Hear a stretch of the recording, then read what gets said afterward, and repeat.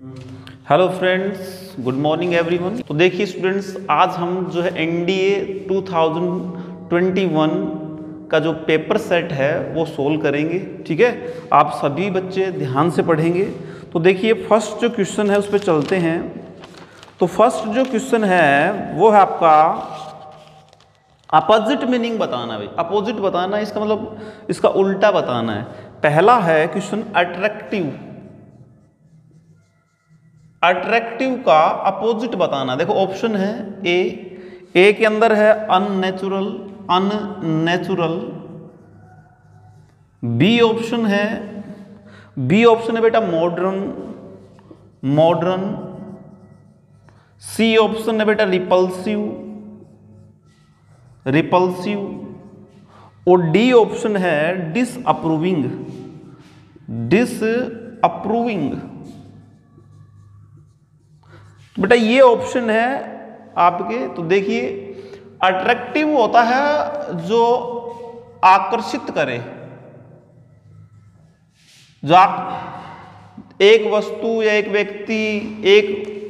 व्यक्ति को या वस्तु को अपनी तरफ क्या करे, अट्रैक्ट करे, उसको हम क्या कहते हैं, अट्रैक्टिव है, आकर्षित करने वाला है। तो अननेचुरल का मतलब तो क्या गया, अप्राकृतिक है, जो प्राकृतिक नहीं है। मॉडर्न का मतलब आधुनिक है। तो रिपल्सिव जो है वो होता है प्रतिकर्षित करने वाला। एक व्यक्ति या वस्तु दूसरे को अपने तरफ क्या करे, हटाए। देखो अट्रैक्ट का मतलब अट्रैक्ट करे, इसका अपोजिट क्या हो गया, डिस्ट्रैक्ट करे या रिपल्सिव करे। डिस्ट्रैक्ट करने वाला, रिपल्सिव करने वाला, तो इसका ये आंसर हो गया अपोजिट। तो आकर्षित का उल्टा क्या होता है भाई, प्रतिकर्षित करना, दूर हटाने वाला। आकर्षित अट्रैक्ट करने वाला होता है, ये इसका प्रतिकर्षित करने वाला। तो इसका आंसर ये हो गया। क्वेश्चन में है भाई बाउंडलेस, इसका अपोजिट बताना है, बाउंडलेस। ए ऑप्शन है हाई, बी ऑप्शन है इसका वास्ट, सी ऑप्शन है इसका एक्सपेंसिव,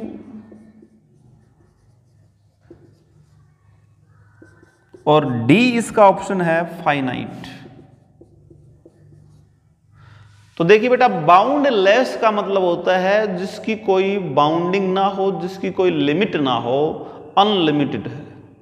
ठीक है ना। बाउंडलेस का मतलब क्या होता है, जिसकी कोई बाउंडिंग ना हो, कि इसको बाउंड नहीं कर रखा हो। ठीक है ना, अनलिमिटेड है। बाउंडलेस का मतलब होता है कि नॉन फाइनाइट है, नॉन फाइनाइट है, या आप कह सकते हो अनलिमिटेड है। क्या भाई, अनलिमिटेड है। बाउंडलेस है, अनलिमिटेड है। ठीक है ना। तो देखो इसका अपोजिट बताना है। नॉन फाइनाइट का अपोजिट क्या होगा, फाइनाइट, कि जिसका क्राइटेरिया क्या है, निश्चित है। ठीक है ना। तो देखो जिसका क्राइटेरिया अनिश्चित हो उसको तो हम बोलते हैं बाउंडलेस है, और जिसका क्राइटेरिया निश्चित हो इसका मतलब वो फाइनाइट है, या फिर क्या है भाई, लिमिटेड। इसका अपोजिट हो जाएगा। बाउंडलेस के सिनोनियम्स होते हैं नॉन फाइनाइट, तो उल्टा क्या हो जाएगा, फाइनाइट। इसका पर्यायवाची सिनोनिम्स होता है क्या, अनलिमिटेड। तो इसका अपोजिट क्या हो जाएगा, लिमिटेड ऑप्शन में होता तो लिमिटेड, या फाइनाइट ऑप्शन में तो फाइनाइट। तो इसका सही आंसर क्या होगा, फाइनाइट। आइए क्वेश्चन नंबर 3 की तरफ चलते हैं। क्लियर का अपोजिट बताना भाई, क्लियर। ए ऑप्शन है ब्राइट, अपोजिट बताना है इसका।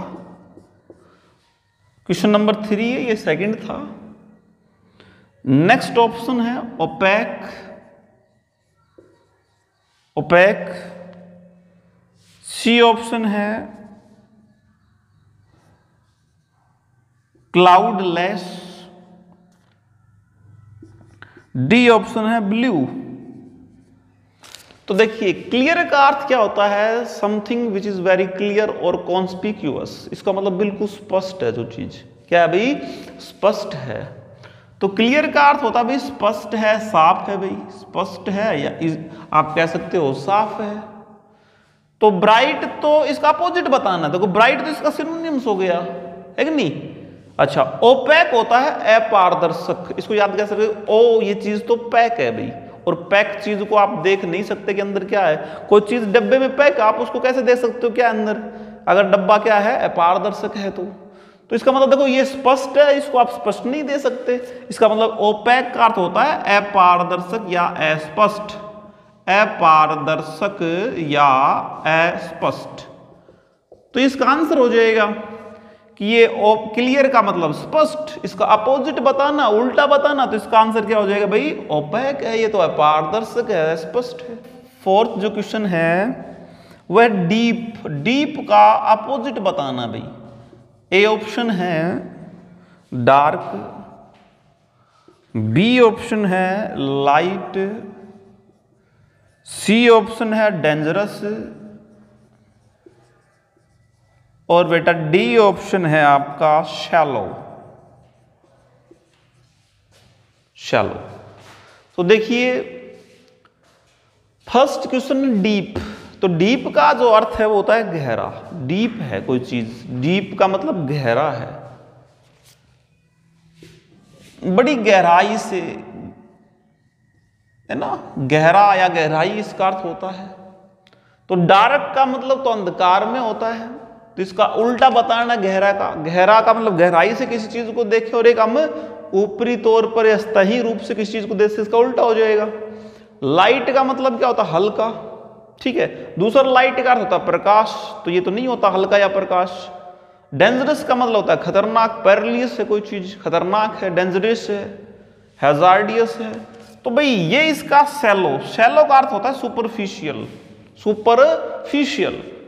तो देखो डीप का मतलब गहरा, कोई चीज गहराई से हमने नहीं पढ़ी, शैलो पढ़ी है। शैलो का मतलब क्या पढ़ी है भाई हमने, सुपरफिशियल पढ़ी है। तो शैलो का अर्थ होता है सतही, ऊपरी रूप से, बाहरी रूप से, स्थायी, सुपरफिशियल, जो चीज गहराई से ना हो, something which is not deep, जो डीप ना हो उसको हम कहते हैं शैलो, स्थायी रूप से है, बेसिक रूप से है, फंडामेंटल रूप से है। तो भाई डीप का अपोजिट क्या हो जाएगा, शैलो। नेक्स्ट क्वेश्चन है भाई जनरस। जनरस का हमने क्या बताना, अपोजिट बताना है। तो ए ऑप्शन है, फिफ्थ क्वेश्चन है भाई ये जनरस वाला। ए ऑप्शन है स्टिंजी है क्या, अरे भाई स्टिंजी है क्या। बी ऑप्शन है रफ है क्या, ROUGH, रफ है क्या। सी ऑप्शन है एविल है क्या, और डी ऑप्शन है होस्टाइल है क्या। तो देखिए पहला जो क्वेश्चन है आपका, इसका पहला जो ऑप्शन है वो है स्टिंजी। स्टिंजी का अर्थ होता है कंजूस। आप इसको याद रखते हो शिकंजी से, कि ऐसा आदमी जो शिकंजी में मक्खी पड़ जाए ना तो उसको भी पिएगा, कहीं मक्खी के शिकंजी तो नहीं चिपकी हुई है ना, इतना कंजूस, बिल्कुल मक्खी चूस आदमी है ना। तो आप कह सकते हो कि ये स्टिंजी को बोलते हैं कि क्या है, आदमी बिल्कुल कंजूस है, ठीक है। रफ, रफ का मतलब क्या होता है भाई, खुरदरा है, रफ है। एविल का मतलब बुराई, और होस्टाइल का मतलब क्या है भाई, शत्रु। होस्टाइल है, शत्रुतापूर्ण है, इनिमिकल रिलेशन जो रखता है किसी के साथ। तो हम जनरस का अर्थ होता है दानी या उदार, मतलब जो दान देने में या है ना अच्छे काम के लिए पैसा खर्च करता है, जो खर्च करे अच्छे कामों में, जिसका जो हृदय है, हार्ट है, वो क्या है, दूसरों के बेटरमेंट के लिए हमेशा रेडी रहता है कि भाई किसी की भलाई हो तो मैं अपने इच्छा से कुछ भी दान कर दूं उसकी भलाई के लिए, तो होता है जनरस है। तो इसका उल्टा क्या होगा, जो दान देने में क्या करे भाई, हिचकिचाए, हेजिटेशन रखे, भाई मैं तो दान नहीं दूंगा, मैं तो ठीक है, मैं तो किसी को अपने पैसे नहीं दूंगा, और ये पैसे दे सकता है किसी की भलाई के लिए। तो इसका देखो जनरस दानी, स्टिंजी कंजूस, इसका उल्टा हो गया, ये दान देता है, ये दान नहीं देता, कंजूस है तो अपने पास से रखता है, तो इसका आंसर क्या होगा, स्टिंजी। तो जनरस का अपोजिट क्या होगा भाई, स्टिंजी। देखिए क्वेश्चन नंबर 6 है प्लेंटी का अपोजिट बताना है, प्लेंटी का। 6th क्वेश्चन क्या है बेटा, प्लेंटी क्या अपोजिट बताना आपने। तो ए ऑप्शन है अगलीनेस आएगा,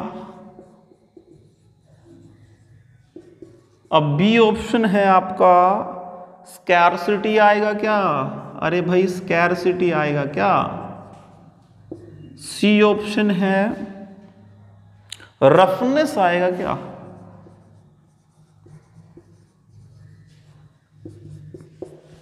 और डी ऑप्शन है ड्राइनेस आएगा क्या? तो देखो प्लेंटी का अर्थ होता है प्रचुर मात्रा में, बाहुल्य कोई चीज, है ना। प्लेंटी का मतलब क्या होता है? जो चीज कम ना पड़े, बहुत अधिक मात्रा में अपने पास, है ना।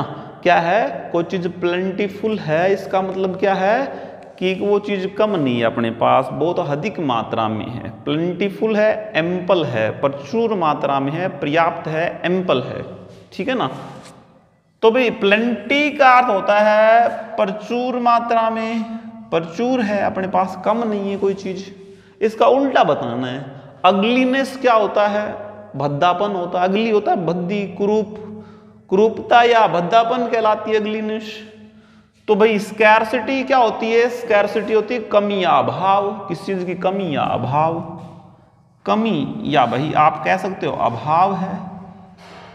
और भाई रफनेस का अर्थ क्या होता है? भाई खुरदरापन या रूखापन होता है। और इसका ड्राइनेस का मतलब क्या होता है? सूखापन या रूखापन होता है। तो आप कह सकते हो रफनेस क्या हो गया भाई? खुरदरापन, और ड्राइनेस क्या हो गया? सूखापन या रूखापन। तो देखो प्रचुर मात्रा में कोई चीज है, मतलब अत्यधिक अपने पास, कम नहीं पड़ेगा। इसका उल्टा क्या होगा भाई? किसी चीज की कमी है, अभाव है, उसका अपोजिट हो जाएगा। तो इसका आंसर क्या हो जाएगा भाई? B option. नेक्स्ट देखिए क्वेश्चन नंबर 7 है आपके पास, इंडस्ट्रियस का अपोजिट बताना भाई। किसका? इंडस्ट्रियस का अपोजिट बताना आपने। ए ऑप्शन देखिए। इंडस्ट्रियस को कैसे याद कर सकते हो? इंडस्ट्रीज को हम याद करेंगे कि वो इंडस्ट्री में काम करने वाले लोग कैसे होते हैं भाई? इंडस्ट्रीज होते हैं, है कि नहीं। इंडस्ट्री में काम करने वाले लोग कैसे होते हैं? इंडस्ट्रियस होते हैं, मेहनती होते हैं। जो इंडस्ट्री में काम करेगा वो, है कि नहीं। अब देखो एक्टिव है, बी ऑप्शन। प्रोडक्टिव है, अरे प्रोडक्टिव है, सी ऑप्शन। लेजी है क्या वो? बिल्कुल सही जा रहे हो आप। या डिसलॉयल है, या डिसलॉयल है। तो भाई इंडस्ट्रियस का अर्थ क्या होता है कि वो इंडस्ट्री में काम करने वाले लोग मेहनती होते हैं। इसका मतलब वो आदमी क्या है भाई? एक्टिव है। इसका सिनोनियम्स, पर्यायवाची तो क्या हो गया? सिनोनियम्स तो 7th क्वेश्चन का क्या हो गया? एक्टिव है वो। इंडस्ट्रियस का पर्यायवाची सिनोनियम्स होगा एक्टिव, लेकिन हमने तो अपोजिट बताना है इसका। तो अपोजिट उल्टा क्या होगा कि वो मेहनती नहीं है। इसका मतलब आलसी, आलस्य में पड़ा रहता है, मेहनत करता ही नहीं है, ठीक नहीं। तो इसका आंसर क्या हो जाएगा? लेजी।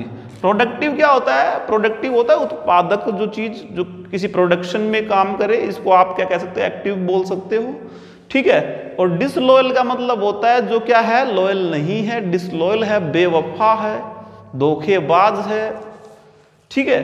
तो इंडस्ट्रियस का उल्टा क्या होगा? लेजी। तो भाई नेक्स्ट क्वेश्चन है ग्रो का। ग्रो का अपोजिट बताना है, सेंटेंस के अकॉर्डिंग बताना। सेंटेंस में सेंटेंस है प्लांट्स ग्रो इन अबुंडेंस। अबुंडेंस का मतलब होता है प्रचुर मात्रा में, अधिक मात्रा में, हेयर। तो प्लांट्स ग्रो इन अबुंडेंस हेयर। तो यहां इसमें ग्रो जो वर्ड है ये अंडरलाइन है। इस अंडरलाइंड वर्ड का अपोजिट बताना है। ए ऑप्शन है श्रीवेल, और बी ऑप्शन है स्ट्रैच, सी ऑप्शन है स्प्रेड, और भाई डी ऑप्शन है एनलार्ज। क्या? एनलार्ज। डी ऑप्शन क्या है? एनलार्ज। तो इसमें देखना इसका अपोजिट क्या हो ग्रो का। तो ग्रो का मतलब क्या होता है? उगना या बढ़ना। उगना, बढ़ना, विकसित होना, है कि नहीं। उगना, बढ़ना, विकसित होना। श्रीवेल का मतलब क्या होता है भाई? सूखना या मुरझाना, सूखना या मुरझाना। और स्ट्रेच का मतलब क्या होता है? कोई चीज स्ट्रेच होना। स्ट्रेच का मतलब क्या होता है? कोई चीज बढ़ना। किस सेंस में बढ़ना? जो चीज इलास्टिक होती है ना, फ्लेक्सिबल होती है, उसको हम खींच के बढ़ाते हैं, ठीक है, उसको हम बोलते हैं स्ट्रेच करना। स्प्रेड और स्ट्रेच एक ही है। स्प्रेड का मतलब भी होता है फैलना, खींचकर बढ़ना, या फिर वैसे बढ़ना। एनलार्ज का मतलब भी क्या होता है? लार्ज होना। तो भाई देखो ये तो सारे लगभग इससे क्या हैं? सिनोनियम्स हैं, लेकिन ये इसका अपोजिट है। श्रीवेल का मतलब क्या होता है भाई? श्रीवेल मुरझाना। श्रीवेल क्या होता है? मुरझाना, है कि नहीं? तो श्रीवेल हो गया कोई चीज। अब देखो पेड़ पौधा ग्रो करेगा, एक तो बढ़ेगा और एक क्या होगा भाई? मुरझा गया, ग्रो नहीं किया भाई। हमने पानी डाला तो दो क्रियाएं होंगी, एक तो क्या हो गया? तो बढ़ेगा पौधा, या फिर प्लांट क्या करेगा? श्रीवेल होगा, सूख जाएगा, मुरझा जाएगा। तो मुरझाना सूखना इसका अपोजिट हो गया। तो ग्रो का जो अपोजिट क्या होगा? श्रीवेल। तो बेटा क्वेश्चन नंबर 8 है, 8 का आंसर होगा श्रीवेल। श्रीवेल का अर्थ क्या होता है? मुरझाना, कुम्हलाना, ठीक है ना, सूख जाना। 9 देखिए, 9 क्वेश्चन है रेयरली। रेयरली, अब देखो ए ऑप्शन है सेल्डम, बी ऑप्शन है नेवर, सी ऑप्शन है ऑलवेज और डी ऑप्शन है फ्रीक्वेंटली। क्या भाई? फ्रीक्वेंटली। तो रेयरली का मतलब होता है बहुत ही कम, है ना। जैसे आपने पढ़ा होगा, वो था ना एक once in a blue moon, पढ़ा होगा आपने, एक फ्रेज आती है idioms, once in a blue moon. इसका मतलब क्या होता है? वेरी रेयरली, मतलब जो बहुत ही कम, ईद का चांद होना, बहुत कम दिनों में दिखाई देना, मतलब साल में एक आध बार हुआ, है कि नहीं। तो इसका अपोजिट बताना है। सेल्डम, सेल्डम का मतलब तो क्या होता है? सेल्डम का मतलब ऑलमोस्ट नॉट, लगभग नहीं। तो इसका सिनोनियम्स हो गया, इसका अपोजिट बताना हमने, तो ये तो इसका सिनोनियम्स हो गया। रेयरली का मतलब होता है क्या भाई? कभी कभार। तो नेवर का मतलब तो कभी नहीं। नेवर का मतलब तो क्या हो गया? कभी नहीं। तो भाई कभी नहीं का मतलब तो हमेशा होता है, उसको उल्टा। अरे नेवर तो ऑलवेज का अपोजिट है, ऑलवेज हमेशा, नेवर कभी नहीं, इसका अपोजिट तो नहीं है। अच्छा, ऑलवेज का मतलब हमेशा, रेयरली का मतलब कभी कभी। तो कभी कभी का अपोजिट क्या होगा भाई? कभी वही का मतलब फ्रीक्वेंटली कह सकते हो। रेयरली का मतलब कभी, रेयरली का मतलब बहुत कम, ये नेगेटिव में नहीं कहते। रेयरली का मतलब होता है बहुत ही कम दिनों में, मतलब ऑलमोस्ट, जो नॉट इसका सिनोनियम्स है ये तो सेल्डम का, ऑलमोस्ट नेगेटिव मीनिंग देता है। तो आप कह सकते हो फ्रीक्वेंटली घटना घटती है। देखो हम कहेंगे ये घटना कभी कभी घटती है, रेयरली घटती है, और हम कहेंगे फ्रीक्वेंटली घटती है। फ्रीक्वेंटली का मतलब क्या है? कि बार बार घटती है, फ्रीक्वेंटली। तो रेयरली है, इसका अपोजिट क्या हो जाएगा? फ्रीक्वेंटली। रेयरली का अपोजिट क्या हो जाएगा? फ्रीक्वेंटली। ऑलवेज का अपोजिट नेवर, ऑलवेज का अपोजिट नेवर हो जाएगा। तो रेयरली का अपोजिट क्या होगा बेटा? फ्रीक्वेंटली होगा। क्वेश्चन नंबर 10 है, ये भी अपोजिट वर्ड ही बताना आपने। इसमें क्रूक्ड का अपोजिट वर्ड बताना है। किसका? क्रूक्ड का अपोजिट वर्ड बताना है, क्रूक्ड। तो ए ऑप्शन है भी पोलाइट। क्या है? पोलाइट। बी ऑप्शन है आपका जेनरस। जेनरस आपका क्वेश्चन नंबर 1 या 2 में भी आया था ये वर्ड, जेनरस, है ना। क्वेश्चन नंबर किस में था? जेनरस वर्ड आया हुआ था, लेकिन ठीक है, ये जेनरस क्वेश्चन नंबर 5 है ना। क्वेश्चन नंबर 5 में जेनरस का अपोजिट पूछा था, तब आया हुआ था। क्वेश्चन नंबर इसका 10 का सी ऑप्शन है, स्ट्रेट फॉरवर्ड है।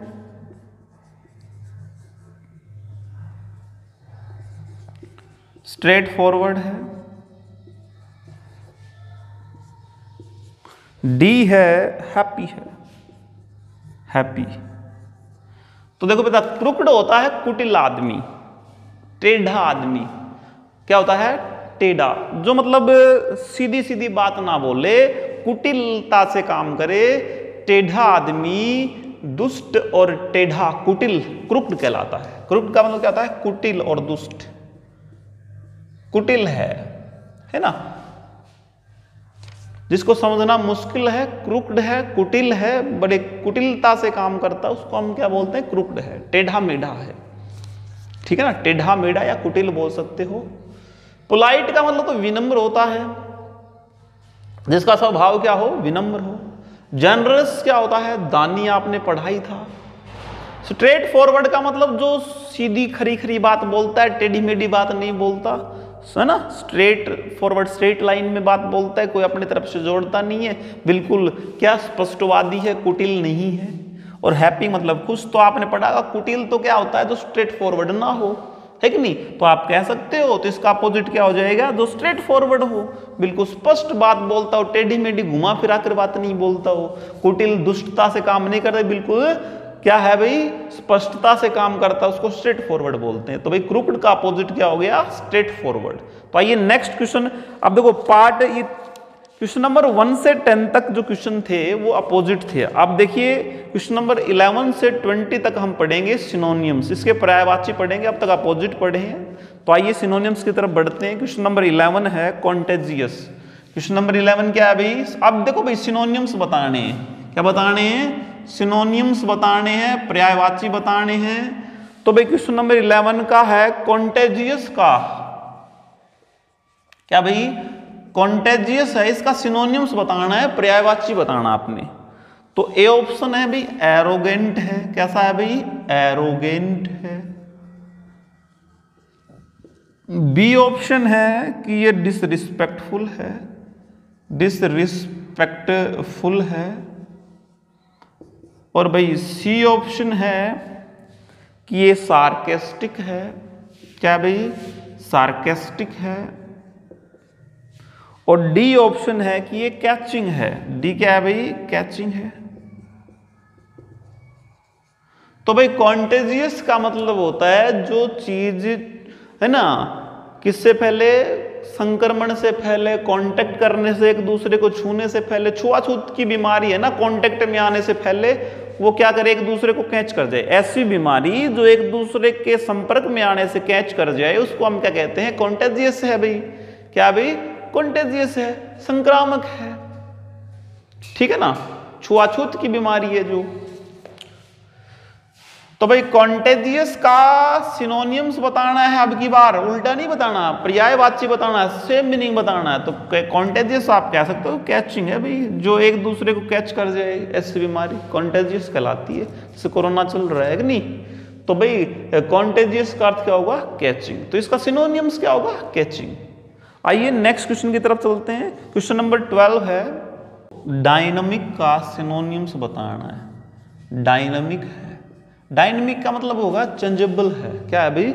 चेंजेबल है, डायनामिक है। तो ए है एंड्यूरिंग है, एंड्यूरिंग है। बी है अटेंटिव है। और सी ऑप्शन है इवोल्यूशनरी है। और डी है जेलस है भाई, जेलस है। तो डायनेमिक क्वेश्चन नंबर 12 है बेटा, ये डायनेमिक का सिनोनियम्स बताना है, पर्यायवाची बताना है। तो डायनेमिक का अर्थ होता है भाई जो डायनेमिक है, चेंजेबल है, मूवेबल है, ठीक है ना, जो गतिशील और परिवर्तनशील है, जो गति करता अपने स्थान को परिवर्तन कर लेता है, उसको हम क्या कहते हैं? चेंजेबल है या मूवेबल है। एंडोरिंग का मतलब होता है जो टिकाऊ है, स्टैटिक है, स्थाई है। टिकाऊ और स्थाई क्या कहलाता है? एंड्यूरिंग कहलाता है, ठीक है। तो भाई ये तो इसका नहीं होगा डायनेमिक का सिनोनियम्स। डायनेमिक तो चेंजेबल होता है, ये तो एंड्यूरिंग है, स्थाई है। अटेंटिव का मतलब जो अटेंशन रखता है, सतर्क है, कॉशियस है, सावधान है, वेरी है, WARY वेरी, तो ये तो सावधान हो गया, सतर्क हो गया, तो ये भी नहीं होगा। इवोल्यूशनरी क्या अर्थ होता है? जो इवोल्यूशनरी वो आदमी होता है जो विकासशील है। इवोल्यूशनरी का मतलब क्या है?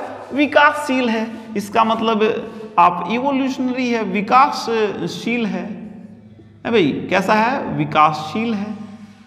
और जेलस का मतलब है जो ईर्ष्यालु है, जेलस है, ईर्ष्यालु है। तो भाई जो किसी चीज से क्या करता है? जलन करता है, जो जलता है किसी चीज दूसरी से। तो देखो जेलस जो है ईर्ष्यालु हो गया, जलने वाला हो गया। तो डायनेमिक होता है चेंजेबल, तो इसका ऑप्शन सही क्या होगा? चेंजेबल। सिनोनिम्स बताना है तो ये हो गया विकासशील। अरे जो पहले आदि कोई चीज ना, विकासशील जो होती है वो चीजें बदलती जाती हैं। पहले किसी गांव में झोपड़पट्टी थी, अब बदल के कोठियां बन गई, बंगले बन गए, है कि नहीं? तो पहले कच्ची गलियां थी, फिर पक्के, इसका मतलब परिवर्तन हो गया, सब कुछ बदल गया, है कि नहीं? तो वो चीज क्या है? इवोल्यूशनरी है, डायनेमिक है, मूवेबल है ना, मूवेबल टुवार्ड्स प्रोग्रेस, प्रोग्रेस की तरफ है, बढ़ती, अग्रसर होने वाली, विकसित होने वाली। तो इसका आंसर सही क्या होगा भाई? इवोल्यूशनरी। डायनेमिक का इस ऑप्शन के अकॉर्डिंग क्या आंसर होगा? इवोल्यूशनरी, सिनोनिम्स हो जाएगा। चलिए नेक्स्ट क्वेश्चन है, लेमेंटिंग का, लेमेंटिंग का सिनोनिम्स बताना आपने। क्वेश्चन नंबर 13 है, लेमेंटिंग का सिनोनिम्स। ए ऑप्शन है सेलिब्रेटिंग है, सेलिब्रेटिंग है भाई, सेलिब्रेटिंग करने वाला है क्या? बी है, बीमॉर्निंग है क्या? बी मॉर्निंग, बी मॉर्निंग है। और बेटा सी ऑप्शन है अपने पास ब्लेमिंग है, और डी ऑप्शन है अपने पास मेकिंग है, मेकिंग है। तो देखो बेटा, लेमेंटिंग का अर्थ होता है लेमेंट करना, विलाप करना, रोना, ठीक है ना, दुख जताना। तो लेमेंटिंग का अर्थ होता है दुख जताना, विलाप करना, रोना। सेलिब्रेटिंग का मतलब क्या होता है? कोई चीज सेलिब्रेट करना, है ना, आयोजित करना। तो आयोजित तो नहीं करते हम लेमेंटिंग में, है ना, सेलिब्रेट तो अच्छी चीजें होती है, तो विलाप कर रहे हैं। बिमोनिंग, बिमोन का अर्थ होता है कराहना, दुखड़े रोना, अपने दुखड़े रोना, दुख जताना, कराहना। देखो लेमेंट का अर्थ भी विलाप करना या रोना, ठीक है ना, और बिमोनिंग का अर्थ भी तो कराहना, रोना, विलाप करना, बात एक ही है। तो भी इसका जो सही पर्याय बात है, इसका सेम मीनिंग हो जाएगा बिमोनिंग। तो इसका आंसर क्या होगा भाई? 13, लेमेंटिंग का अर्थ क्या होगा? बिमोनिंग, क्या? बिमोनिंग। आइए नेक्स्ट क्वेश्चन की 14 क्वेश्चन है बेटा, ऑर्गेनिक का सिनोनिम्स बताना है। ऑर्गेनिक, ऑर्गेनिक का सिनोनिम्स। ए ऑप्शन है नेचुरल है, नेचुरल है। बी ऑप्शन है स्पीडी है। सी ऑप्शन है अनयूजुअल है, और डी ऑप्शन है डिसिप्लिन्ड है।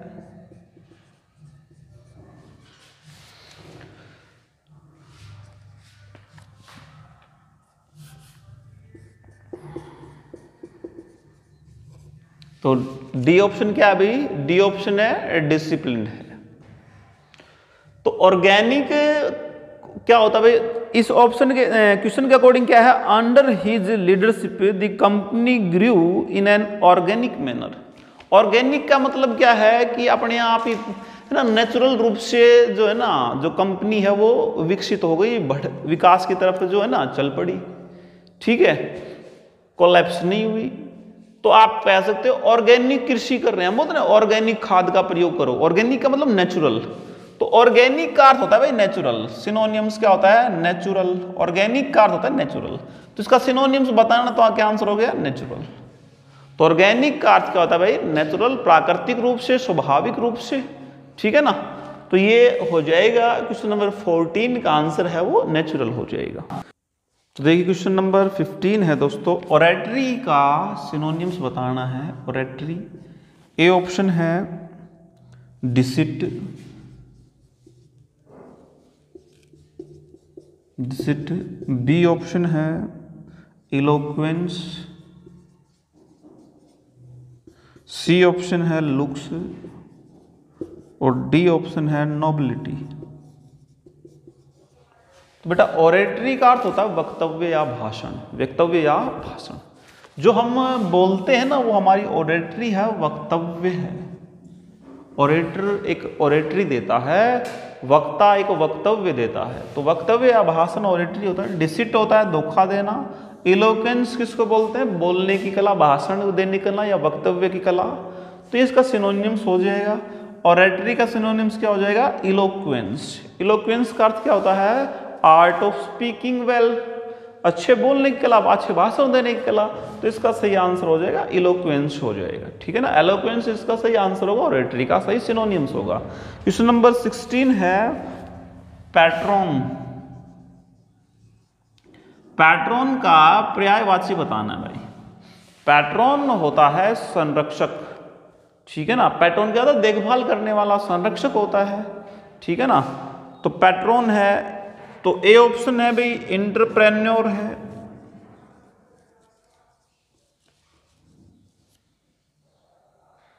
एंटरप्रेन्योर क्या होता है? एंटरप्रेन्योर होता है व्यवसायिक उद्यमी, मेहनत करने वाला, व्यवसाय करने वाला, व्यवसाय में बिजी रहने वाला एंटरप्रेन्योर कहलाता है, व्यवसायी कहलाता है, उद्यमी कहलाता है। ठीक है, एंटरप्रेन्योर का मतलब आप कह सकते हैं इंडस्ट्रियस है। बी ऑप्शन है एडमिरर है क्या? बी एडमिरर होता है प्रशंसा करने वाला, प्रशंसक, एडमायर करने वाला एडमिरर कहलाता है। और भाई सी ऑप्शन है क्रिटिक है क्या? क्रिटिक, क्रिटिक क्या होता है भाई? आलोचक है, क्रिटिसाइज करने वाला है, क्रिटिक आलोचक है क्या? तो आलोचक भी नहीं आएगा। तो डी ऑप्शन है बेकर है क्या? अरे बेकर है क्या? हाँ बेकर। पैट्रॉन का मतलब होता है संरक्षक, कि भाई उसकी अनुपस्थिति में क्या करे, उसकी हेल्प करे। बेकर है कि बोला भाई ठीक है कि पैट्रॉन है, ठीक है कि भाई मेरे बच्चे हैं 2, तो मैं कहीं ड्यूटी पे जाता हूं तो मैं क्या करूंगा भाई, केयर के लिए इसके पास छोड़ दूंगा कि भाई आप मेरे आने तक इसकी केयर करना। तो ये पैट्रॉन है भाई, क्या है? पैट्रॉन संरक्षक है। इसका मतलब बेकर है कि जो पीछे से क्या करे, उसकी हेल्प करे, सहायता करे। तो पैट्रॉन का होता है संरक्षक, बेकर हो गया। तो इसका सही सिनोनियम होगा बेकर। क्या होगा भाई? बेकर। 16 का सही आंसर होगा भाई बेकर। नेक्स्ट क्वेश्चन है बेटा 17 का, एरोगेंस का सिनोनियम्स बताना है। एरोगेंस है ना, एक ऑप्शन में आया था एरोगेंट, है ना। एरोगेंट होता है घमंडी और एरोगेंस होता है घमंड। तो भाई एरोगेंस का आपने सिनोनियम्स बताना है पर्यायवाची। ए ऑप्शन है भाई कंसर्न है, बी ऑप्शन है अनप्रिटेंटियस है,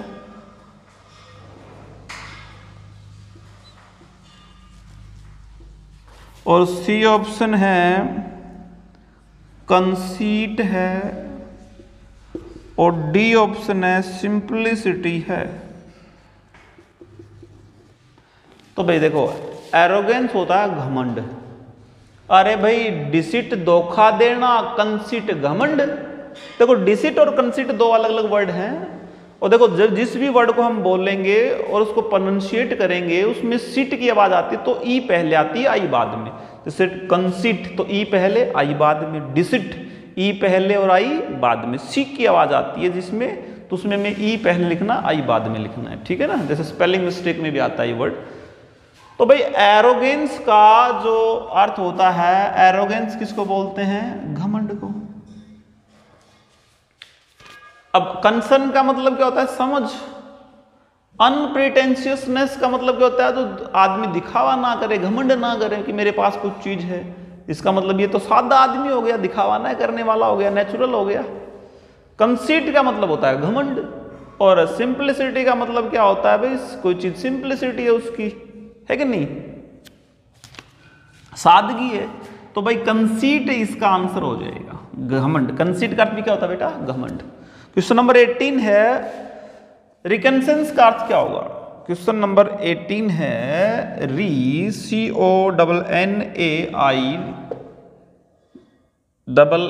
CONNAISSANC। तो कह रहा है कि रिकनेंस का अर्थ क्या होगा? देखो 2 वर्ड आते हैं। एक तो क्या आता है, आपने पढ़ा होगा कभी कि रेनेसा, रेनेसा। रिकनेसा और रेनेसा में दोनों में अलग रेनेसा, ये वर्ड पढ़े होंगे। रेनेसा, रेनेसा, ये एनसी है ना पीछे, ये साइलेंट है, बोला नहीं जाएगा। रेनेसा बोला, रेनेसा, रेनेसा, रेनेसा। रेनेसा का अर्थ क्या होता है? रिवाइवल और रीबर्थ। रिवाइवल और रीबर्थ, पुनर्जन्म, पुनर्जागरण, इसको हम बोलते हैं रेनेसा। और ये है भाई रिकनेसा। रिकनेसा का अर्थ क्या होता है? रिकनेसा का अर्थ होता है कि सैनिक रूप से हम, है ना, तो कोई चीज की छानबीन करते हैं, सैन्य निरीक्षण है, वो क्या कहलाता है? रिकनेसा कहलाता है। रिकनेसा का अर्थ क्या होता है? सैन्य निरीक्षण। सैन्य निरीक्षण है ना, सैनिक रूप, है ना, रूप से आपने जो कैंपेन होते हैं, अभियान होते हैं, उसमें क्या करते हैं भाई? जो जांच करते हैं वो क्या कहलाते हैं, रिकनेसा कहलाते हैं। रिकनेसा का अर्थ क्या होता है, सैन्य निरीक्षण, सैन्य जांच। तो इसका सिनोनिम्स बताना, ए ऑप्शन है बेटा। देखो दोनों वर्ड अलग अलग है। रिनेसा का अर्थ क्या होता है, पुनर्जन्म। रिकनेसा का अर्थ क्या होता है, सैन्य निरीक्षण। रिनेसा पुनर्जन्म, रिवाइवल या रीबर्थ, और रिकनेसा का अर्थ क्या होता है, सैन्य निरीक्षण। समझ रहे हो भाई। तो ए ऑप्शन है भाई। इवोल्यूशन, रिवोल्यूशन बोलते हैं क्या, रिवोल्यूशन बोलते हैं क्या, रेटिफिकेशन बोलते हैं क्या,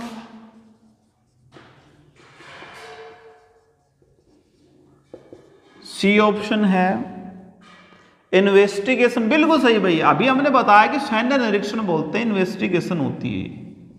क्या होती है भाई, निरीक्षण होती है, जांच होती है, इन्वेस्टिगेशन होती है। तो रिकनेसा का सिनोनिम्स क्या हो जाएगा भाई, इन्वेस्टिगेशन। डी ऑप्शन है रेगुलराइजेशन।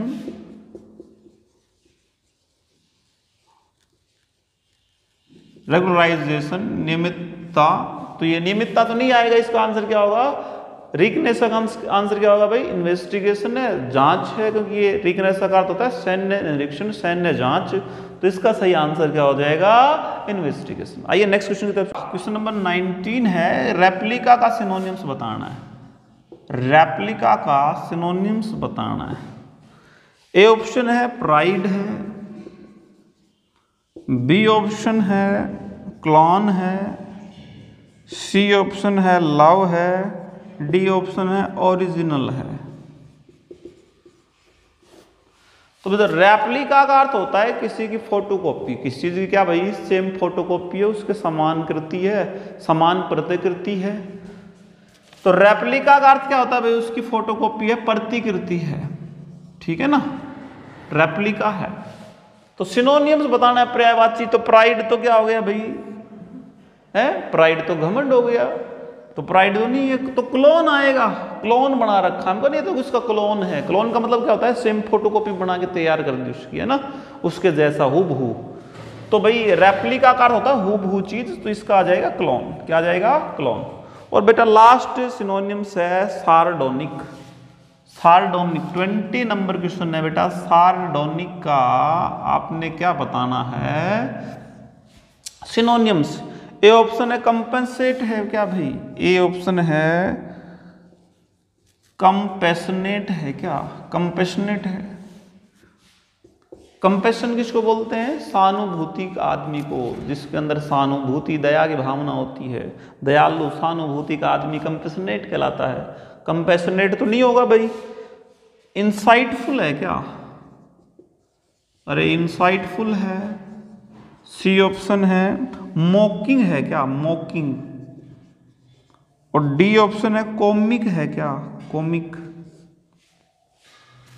तो सार्डोनिक होता है बेटा व्यंग्यात्मक, किसी की खिल्ली उड़ाना, व्यंग करना, ताने मारना किसी पे, सार्केस्टिक जो होती है ना, वो होता है सार्डोनिक।